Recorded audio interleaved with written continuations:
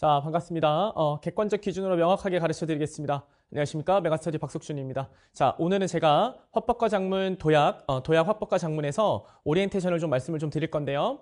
첫 번째는 화법과 작문 같은 경우는 학생들이 무슨 생각을 하냐면 발췌독을 하거나 대충 읽고 빠르게 문제를 풀 수 있을 거라고 좀 생각들을 많이 하시는데, 포인트는 뭐냐면 화작은 발췌독으로 풀면 안 됩니다. 특히 수능은 발췌독으로 풀었을 때 문제를 틀리게 만들었던 경우가 많기 때문에 오답률이 높았던 시험들이 있어요. 그러니까 포인트는 뭐냐면 단순히 발췌독으로서 문제를 해결하게 되지 않는다. 그러면 평소에 공부할 때 화법과 작문은 정확하게 읽어가는 힘 자체가 필요한데, 그 정확하게 읽어가는 힘 자체는 비문학과 동일합니다. 그러니까 화법과 작문일 때 화법은 말하는 방식이고 작문은 글을 쓰는 방식인데, 그 말하는 방식과 글을 쓰는 방식은 비문학 독해, 비문학 독서 할 때 우리가 배웠었던 그 글의 논리성 자체가 그대로 다 구현됩니다.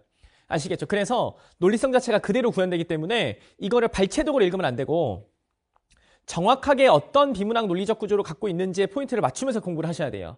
아시겠죠? 그러다 보면 수능국어 독서의 논리적 흐름과 그대로 구현되기 때문에 문제도 출제가 되는 게 보입니다. 지문을 읽으면서 이 부분을 문제로 낼 수밖에 없어 라는 구체적인 근거 자체가 잡히거든요. 그래서 여러분들이 공부를 하실 때 비문학 독서처럼 읽어가는 힘 자체를 기르시는 게 화법과 작문 공부의 핵심입니다.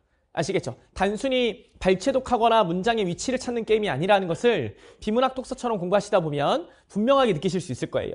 아시겠죠? 자, 그래서 제가 일단 두 가지를 준비했는데, 첫 번째는 우리 함께 시작과 우리 함께 도약에 있는 독서 이론이 있습니다. 제가 독서를 가르칠 때 우암시랑 우암도에서 독서를 가르치거나 객관적 기준 1.0과 2.0에서 독서를 가르칠 텐데, 그때 가르쳤었던 논리성을 그대로 가르칠 겁니다. 아시겠죠? 그래서 포인트는 제가 올해 화법과 작문을 도약을 통해서 기출만 다시 만들어 드리는 이유는 기존에 있는 강의보다 더 먼저 뭘 말씀드리고 싶냐면 독서에서 배웠었던 패턴 자체를 명확하게 연습할 수 있는지를 다시 한번 구현시켜 드리고 싶어서 이 강좌를 만든 거예요. 그러니까 보시면 아시겠지만 독서와 동일했던 패턴 자체를 화법과 작문의 실전 기출에 적용하는 연습을 할 거고, 공식적으로 딱딱딱 떨어지는 구조 자체를 볼 수 있는 연습 자체로 가셔야 됩니다.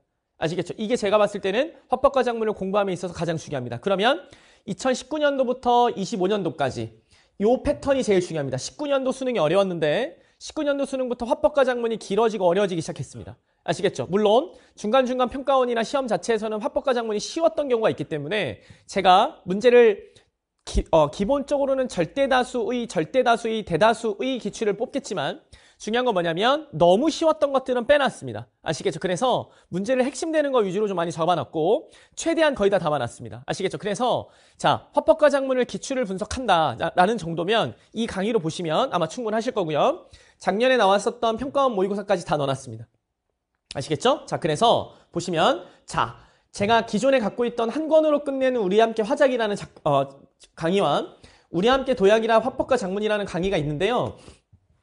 이 두 가지 강의의 차이점은 뭐냐면, 지금 올라가 있는 기존에 찍은 강의는 고1, 고2 지문을 수록해서 화법과 작문의 기본 이론을 설명하거나 그 다음 고3 기출까지 가는 건데, 이 고3 기출이 지금 도약에 있는 부분과 겹칠 겁니다.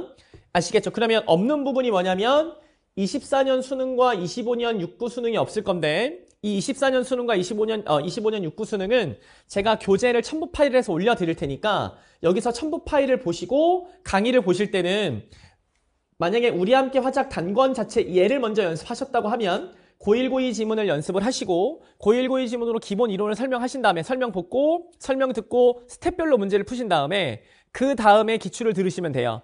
요 기출도 19년도부터 24년까지는 있습니다. 아시겠죠? 그러면 이제 25년도 24 수능부터 25가 없거든요. 그 부분은 제가 첨부 파일로 올려드릴 테니까 보시고 이쪽으로 넘어오셔서 강의 보시면 되고, 자, 지금 이 강의를 들으시는 분들 우리 함께 도약 화법과 작문은 그냥 이것만 보시면 됩니다. 아시겠죠? 그러면 제가 뭐 해드릴 거냐면 고1, 고2에서 배웠었던 기본 이론들을 빠져있을 테니까 제가 기출들을 풀 때 기본 이론들을 설명을 드릴 겁니다. 아시겠죠? 그러면 그 기본 이론들을 설명을 드릴 거고, 그 기본 이론을 말씀드린 거에서 탁탁탁 움직이는 방향으로 공부를 하시면 공식적으로 연결이 된다는 흐름 자체를 보실 수 있을 거예요. 아시겠죠? 그 상태로 가면 공부가 될 겁니다. 알겠죠? 오케이. 자, 그래서 수강 대상은 어찌됐든 화법과 작문을 단순히 발췌독하는 거. 아시겠죠? 그 다음 그냥 일치성으로 푸는 친구들. 알겠죠? 그 다음, 그냥 쉬운 지문들이니까 단순히 읽으면서 푸는 친구들. 이 친구들을 제가 좀 교정을 해드릴 테니까 화법과 작문을 준비하시는 분들은 독서랑 똑같다는 힘 자체를 기르시는 게 제일 중요하고, 만약에 독서 공부가 하기 힘들면, 독서 공부하는 게 힘든 날이면 뭘 하시면 되냐면 화법과 작문으로 독서를 대체하시면서 공부하시면 됩니다. 아시겠죠? 그만큼 똑같은 지문들이기 때문에 논리적 구조가 똑같기 때문에 그 똑같은 논리적 구조로서 공부하시면 충분히 도움이 되실 겁니다. 아시겠죠? 자, 그래서 연계가 중요해요. 제가 봤을 때는 화법과 작문만 공부하시면 안 됩니다. 아시겠죠? 화법과 작문은 어떻게 하냐면 문제 유형에 익숙해지려고 준비를 하는 건데 그 문제 유형에 익숙해질 때 중요한 건 조건을 파악하는 힘이거든요. 그러면 그 조건을 파악하는 힘 자체에서 문제가 익숙해지는 것이고 제가 봤을 때 중요한 건 뭐냐면 결국은 독서 능력입니다. 그래서 화법과 작문을 할 때 독서를 연습할 수 있는 힘 자체가 많이 길러졌을 때 화법과 작문을 틀리지 않아요. 그러면 역으로 독서가 어려운 친구들은 화법과 작문으로 기본기를 다진 다음에 독서를 풀면 됩니다. 그러니까 독서와 화법과 작문을 같이 보셔야 돼요. 공부하실 때는. 아시겠죠? 그래서 만약에 내가 화법과 작문을 하는데도 독해력이 약한 것 같다. 혹은 독서가 느린 것 같다. 라는 친구들은 화법과 작문을 공부하시면서 독서랑 같이 공부하십시오. 그러면 제가 독서와 화법과 작문에서 가르쳐드리는 내용이 동일하기 때문에 그 동일한 내용으로 연습하시면 됩니다. 아시겠죠? 그래서 가장 기본적인 건 우함시고요. 우리 함께 시작에 있는 독서 지문입니다. 알겠죠? 자, 그 다음 우리 함께 도약에 있는 독서입니다. 이 두 가지를 메인으로 제가 커리를 두고 있는데 요 밑에는 객관적 기준 1.0과 2.0은 이제 난이도에 따라 나눈 건데요. 우리 함께 시작 독서가 준비가 되면서 객관적 기준 1.0을 같이 가시면 화법과 작문에서 배울 수 있는 기본적인 논리는 어쨌든 요 두 강좌로 다 커버가 될 겁니다.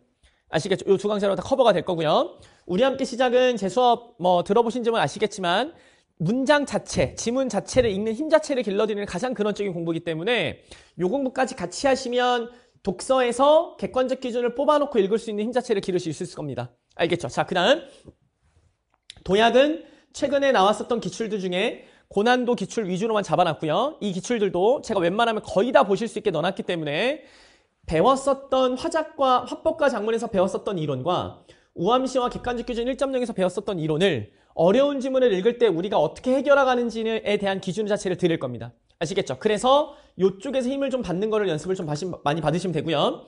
객관적 기준 2.0은 세부적으로 조금 더 나눠서 교육청과 평가원까지 제가 다 넣어놨습니다. 아시겠죠? 난이도별로 넣어놨기 때문에 여러분들이 독서 공부까지 할 수 있습니다. 자, 화법과 작문은 단순히 화법과 작문으로 공부하시면 안 되고 계속 말씀드리지만 독서와 연계하셔야 됩니다. 아시겠죠? 그래서 내가 독서가 약한 사람들은, 독서가 약한 학생들은 화법과 작문을 읽는 힘도 약할 거예요. 그러니까 속도가 느릴 겁니다.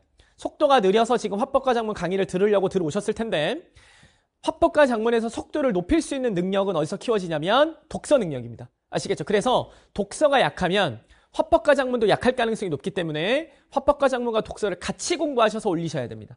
아시겠죠? 제가 봤을 때는 화법과 작문과 독서를 같이 올리시는 방향으로 공부를 하셔야 도움이 되실 거라고 저는 생각이 듭니다. 아시겠죠? 오케이. 자, 화법과 작문만 하지 마십시오. 아시겠죠? 자, 독서랑 같이 가시고요. 만약에 나는 독서가 어느 정도 안정됐다. 그러면 화법과 작문에 대한 기출을 독서 이론으로 연결하는 방식으로 공부를 하시면 도움이 명확하게 되실 거예요. 아시겠죠? 그 도움이 명확하게 되시는 걸로 연습을 하시면 제 생각엔 화법과 작문은 안 틀릴 겁니다. 아시겠죠? 자, 자료를 제시하는 스타일 혹은 조건을 제시하는 스타일은 문제를 풀어가면서 그 유형들에 대한 학습 자체를 하시면 되니까 그건 큰 어려움이 없을 겁니다. 그건 큰 어려움이 없을 거고 중요한 건 근원적으로 독해 능력을 기를 수 있는 것, 독서 능력을 늘릴 수 있는 것 자체로 공부를 하시면 여러분들이 큰 도움을 되실 거라고 저는 생각을 합니다. 아시겠죠? 오케이. 자, 도와드릴 테니까 도약 한번 해봅시다. 오케이.